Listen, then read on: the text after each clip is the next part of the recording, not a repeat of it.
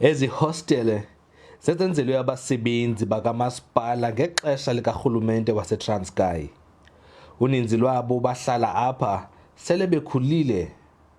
Omnye wabo utyala i-46,000 i-OR Tambo, i-91,000 etyalwa ngomnye wabahlali kumasipala i-KSD.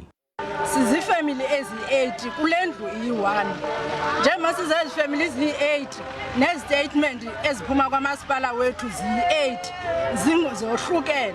Like mna elami ityala lithi 46,000 some cents eliphuma e-OR ngaphandle kweliphuma ku-KSD. Naku-KSD naye uzofika nelakhe elikhulu. uMartin Mahale uneminyaka engama-87 sele eneminyaka engama-36 ehlala apha.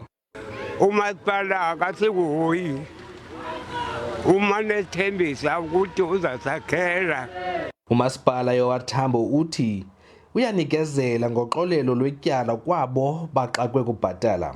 Ukuqalela ngo-April besine-amnesty esiyenzileyo kubantu ababhatala inkonzo, apho besithe umntu makeze yena isiqu xa ingaba ikhona into ayikhalazelayo. Kanti umasipala i-KSD ubeceliwe ukuba aphawule ngoku, kodwa ubengekaphenduli ngelixa elinqaku belipapashwa. NdinguLwandile Mbulali, eMthatha.